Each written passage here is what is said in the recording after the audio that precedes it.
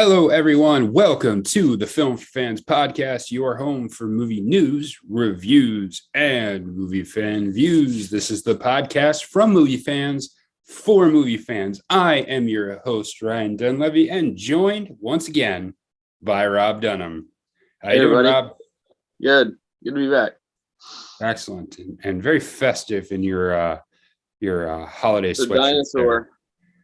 Merry Wrecksmiths. With ornaments and garland on it. It's awesome.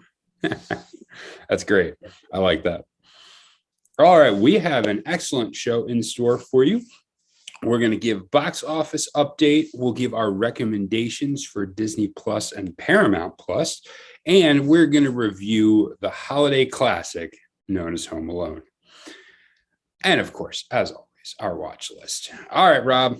Let's jump off with box office results. So we've got 2 weeks of box office results. Interestingly enough, the box office was almost the exact same for 2 weeks in a row.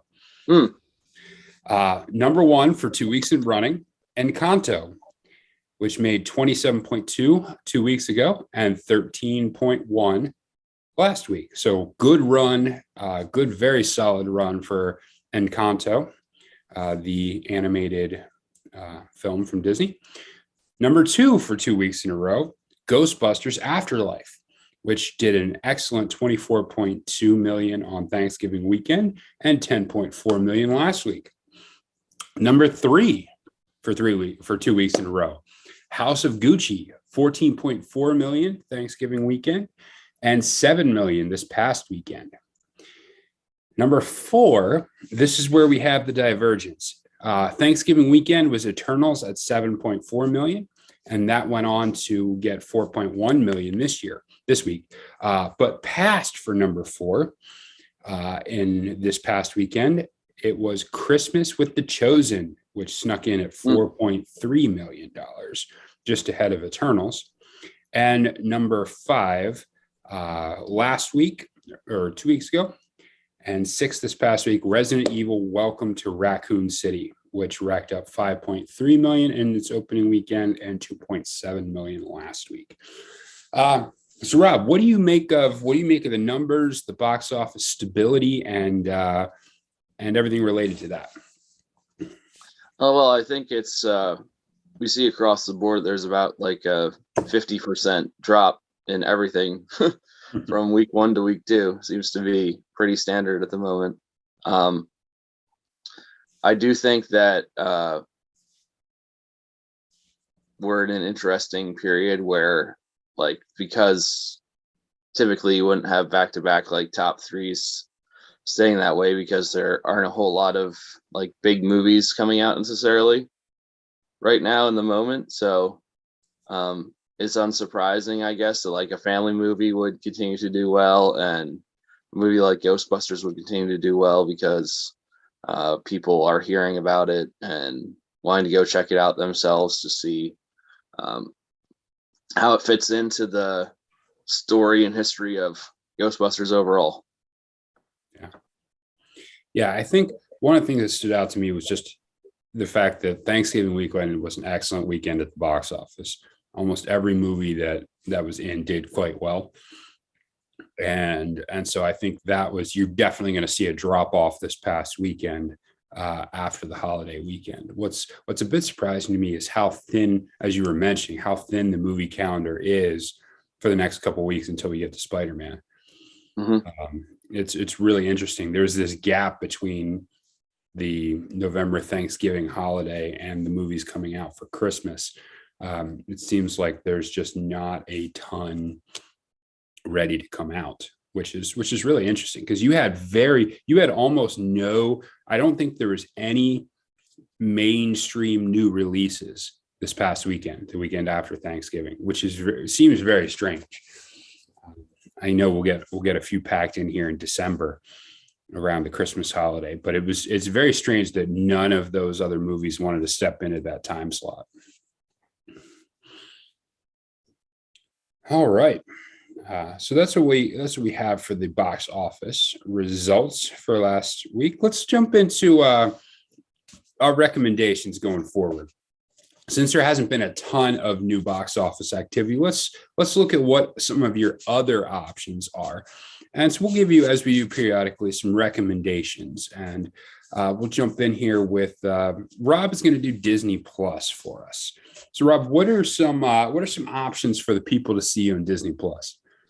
Well, I think that the one thing that I've really enjoyed lately, and it's not necessarily a movie, but it's movie related. If you have a chance to watch the Olaf Presents short on Disney Plus, I would highly recommend that. If you've seen Frozen 2, Olaf recaps the events of Frozen 1 in a very humorous way. And they did it with Aladdin, Little Mermaid, Tangled. There are a couple others as well, and it is really funny. You should definitely check that out. I'd also say, since it's around Christmas time, Disney Plus is a great place if you want to watch some Christmas movies. Jingle All the Ways are on there. Jingle All the Way. You want to watch the Santa Clauses? That's the place to find them, and I highly recommend them. They're pretty funny. Tim Allen is great as Santa Claus. Is Home Alone on Disney Plus too? I'm not sure. I seem to think it is, but if it's not, find it somewhere else. Yeah. And then you can't go wrong with any of the Marvel Cinematic Universe. If you haven't gotten into any of that, it's all there for you. So start checking that out, and obviously Star Wars as well. So there's a vast array on Disney Plus. So I definitely say check out the Santa Claus if you haven't seen that in a while, as we get closer to Christmas, because it's the time of year for that. Yeah. Excellent. For Paramount Plus, there's actually a surprisingly decent amount of movies that are worth checking out on Paramount Plus. The first is a couple of releases that have just recently been in theaters that are available on the service, and one of them being if you're looking for a kids movie, Clifford the Big Red Dog is on there. So that was the one that's been very recently in theaters, is also available to stream on Paramount Plus. So that's a good option if you're looking for a kids movie. Another one is this is the streaming home of A Quiet Place Part 2. So if you did not get a chance to see A Quiet Place Part 2, definitely check it out on Paramount Plus. It really is a worthy sequel to the original. You get to see a little bit of the origins, but there's just some very, very well done sequences. In particular, three of the main characters split up about, I want to say, half, 2/3 of the way through the movie. And the way they maintain attention amongst those three storylines as they're all moving forward was really, really well done. Just an excellent job of editing and directing. So check out that one. A classic for me that is available on the streaming service is Interstellar. Obviously, this is the Christopher Nolan space movie where they journey to find a new home for Earth. And it is the most scientifically accurate space travel movie that has ever been produced. And that's not to say that every single thing is possible, but it's really, really well done, really, really accurate. And just the ability to maintain emotional weight throughout that entire movie with something as ethereal as theory of relativity versus, in-depth space travel was really well done. And then on a different level, we want to go with Mean Girls is on Paramount Plus. Mean Girls is just a classic high school drama movie about a girl trying to fit in with a group of, quote, mean girls. But it's excellently acted. There's a lot of really, really funny moments. And this was a great early 2000s comedy. And finally, I'll go with The Rhythm Section. The Rhythm Section is on Paramount Plus. I've talked about it a number of times. I really enjoy this movie. Blake Lively seeking revenge for the death of her family and all of the journey that takes her on. Really well done movie. So that's my recommendations for Paramount Plus. and check that out. And I'll put some of these up on the Film for Fans website and send it out into the ether here soon. So I'll be looking for that at filmforfans.com. All right, Rob, it's time to start talking about holiday movies. Are you ready? Oh yeah, let's All right. ho it. Yes. Okay. So if you just joining us, we are highlighting a classic Christmas movie each week. We'll talk about what makes it a classic movie. Why does it continue to be part of our holiday tradition? And the one we're highlighting this week is Home Alone. I did Elf a couple weeks ago. So if you didn't get a chance to check that out, go back in the podcast to a previous episode. We talk about Elf. So now we're doing Home Alone. And Home Alone is, of course, the classic Macaulay Culkin movie where he is left home alone by his family as they travel on a trip to Paris. They accidentally leave him there, and he then has to defend his house by himself against a bunch of hapless bandits. This is probably my favorite Christmas movie of all time. It's the one that I look forward to watching the most. It came out in 1990, and this just really resonates with me and my childhood and everything that goes along with this. So, Rob, first of all, let's go here. Do you agree that this is a classic Christmas movie? And Yes. Give me your sense of what. Let's go back and forth on this. What do you think makes Home Alone something that still resonates? I think that the classic us against the world kind of idea, especially when it comes to a kid, like you watched this movie when you were a kid. Yeah. Just the feeling that gotta protect myself, gotta defend myself, gotta stave off evildoers. It's a classic story, and you can really resonate with Kevin's character throughout the movie, and the fact that nobody in his family likes him. He's just, he feels like it is him against the world, and then it actually kind of becomes that. Yeah. I think there's an element to that. Having seen it as a kid, like how well it ties into kind of that kid mentality. Where you're like, man, if it just wasn't for the parents, if it just wasn't for all these people telling me what to do, I would be able to do all this fun stuff. I'd be able to do all these cool things. I'd be fine. There's always that little bit of a mentality when you're a kid of like, everyone is just holding me back. I'm having to deal with all the rules and all the things and all the parents getting in my way. And this, in a ways, this movie is like a kid fantasy movie. Like, what would happen if I were able to just do whatever I want independently? I think there's something that really does resonate with kids on that level. Yeah. What else? What else do you think allows this one to continue to be a classic? I think that just Macaulay Culkin's performance in it is something that has given it staying power, because it seems realistic. Yeah. As crazy as the movie is, it seems like this is how a kid would act in this situation if he was clever and intelligent and, really seeking to take care of himself.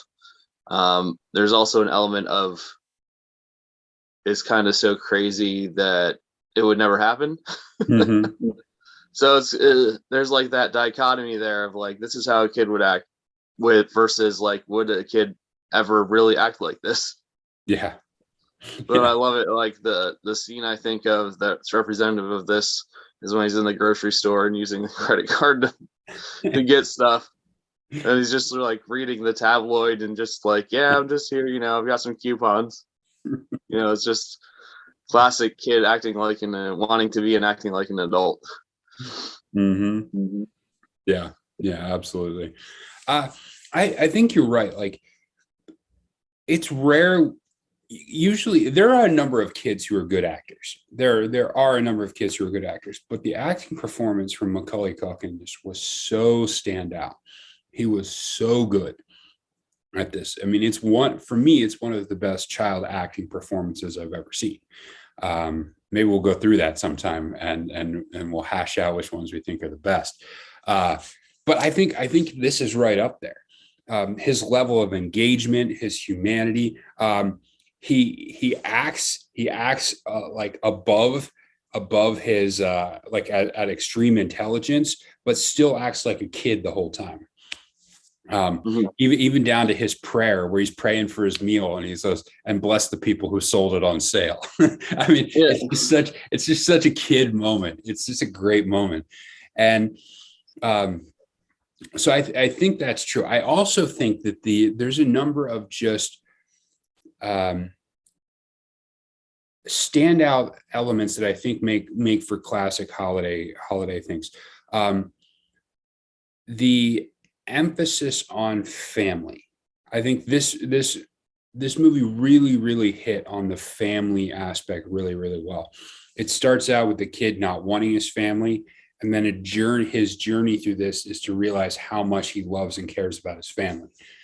From his family's perspective, you see just how desperate they are to get back to him and how much they really do care about him. And you see the family rallying around trying to get to Kevin. And at the end, how much they value, more than anything else, how much they value being together. I think that's one of the elements that makes for a classic Christmas movie, that emphasis on family and the journey towards family for the holidays. Yeah, I also think that one other thing that stands out to me is just the very basic nature of enjoying physical comedy. Yes. Because you get to see these guys get absolutely pummeled, and there's just something very satisfying about seeing that. Yeah, and it's interesting. I wonder if that's kind of passe. It's become passe a little bit. I mean, off the top, I could be wrong on this, but off the top of my head, I think physical comedy just isn't utilized as often as it had. Yeah, I think it's more considered lowbrow now. Yeah. There's a real genius, and I think there's a lot of comedic timing that goes into physical comedy and making that really well. I've been watching through some Seinfeld as well on Netflix, and just the genius of Kramer with the physical comedy, really makes a difference, and that's exactly what you see with this movie.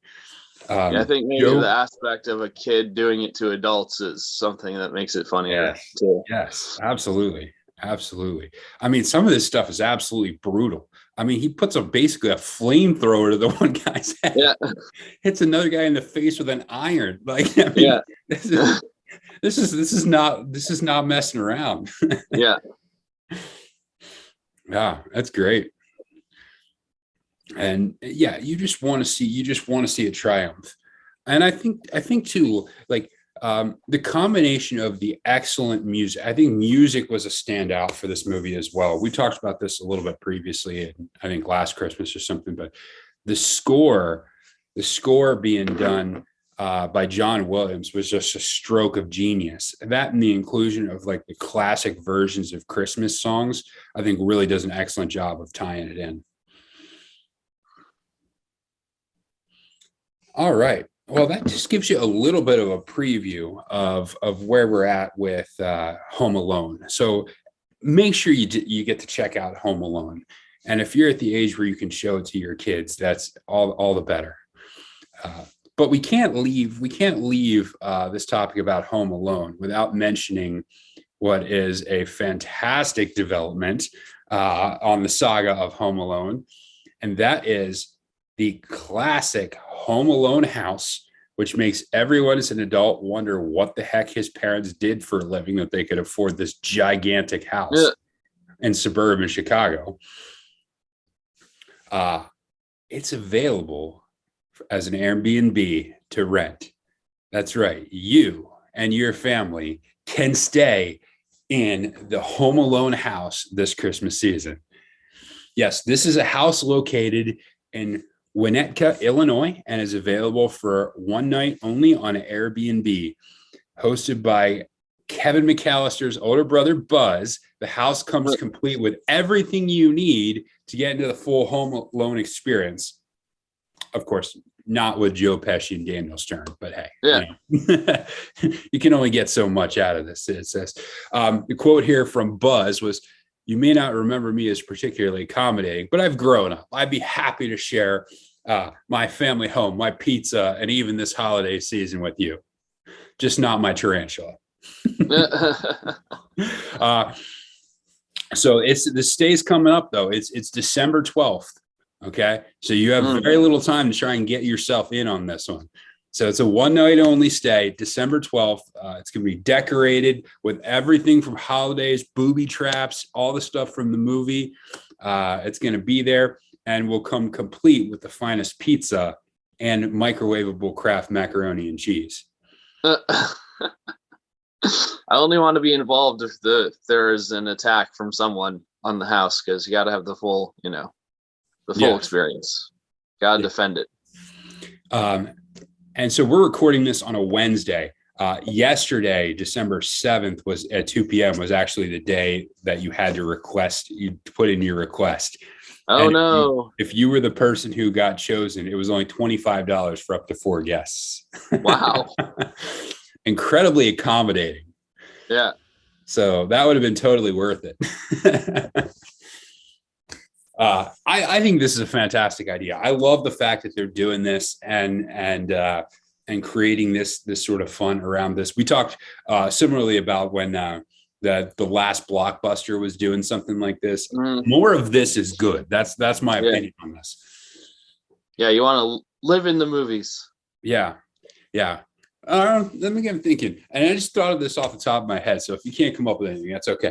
If you were to think of any of the movies from your childhood that you could go back and be like in an Airbnb, does anything stand out to you? One you like in particular would love to be able to go back and stay in? I think the house in Richie Rich would be pretty fun. That's exactly what I was thinking too. Yes. And be able to have all the stuff in the fancy bedroom and, just be able to do whatever you want. That'd be pretty killer. I was also thinking about this one, just popped into my head. The kid's bedroom from Three Ninjas. That I remember that bedroom being super cool. Like kids in movies always have fantastically awesome bedrooms. Yeah, that'd be great. All right. So that is it for our Home Alone discussion. Make sure you check it out this holiday season. All right, moving on to the watch list, Rob. Movies that we watched over the last 2 weeks. We'll go 2 weeks on this one, and what we think about them in brief form. What do you got, Rob? Well, I saw that on the top of your list was one I also saw, so we should probably talk about that. Ghostbusters Afterlife. Yes, let's do it. Just saw it yesterday. I really like this movie. And when I went into it, I was skeptical. I felt like they were leaning too much on like a Stranger Things type vibe or whatever. And it turned out the movie wasn't even set in the 80s. So completely wrong about that. I don't know necessarily why they marketed it that way, but that's how I felt. I felt like they marketed it that way, which is strange. You hear this said about movies from time to time, and leaving the movie, I thought this to myself, that this movie was a love letter to Ghostbusters. Jason Reitman, Ivan's son, I believe, who was involved with the original Ghostbusters, directed this, and I really like. It felt like a Ghostbusters movie. It felt like that combination of real world and ghosts to the point where they just felt real. Like it wasn't like super sci-fi, hard to believe. Like it just felt like they were there, which is kind of how the Ghostbusters original movies were. And I really appreciated how they had the tribute to Harold Ramis in this movie. Like how they had Egon Spengler's character play out and how they finished the movie. And I think that is something that was wanted by a lot of fan base to have something as a tribute to him. And I just thought it was great that they did that. Yeah. Yeah, for sure. I think the word that I left the theater thinking, and this is not in a negative way at all, entertaining. It was just a very entertaining movie. It was engaging and it was entertaining. And I think that's something sometimes that I think is undervalued. Does a movie entertain you? Like, did you enjoy sitting there and watching it? Enjoy as the story unfolds, enjoy the performances, enjoy everything there. And the answer is yes. Like, you do, you just enjoy the movie the entire time you're there. And that can be hard to pull off. I think it also did a great job of treading the line between nostalgia and retread. Like, it's very easy for nostalgia to cross over into laziness. And this didn't do that at all. Like, it was pointfully nostalgic, but not to the point where like that was the basis for the existence of the movie. It was a story that held up on its own, and the tie-ins to the previous generation I thought were excellent and believable, and created an excellent timeline. So yeah, really good. Yeah, I would definitely recommend going to check it out. Sure, it's worth the watch.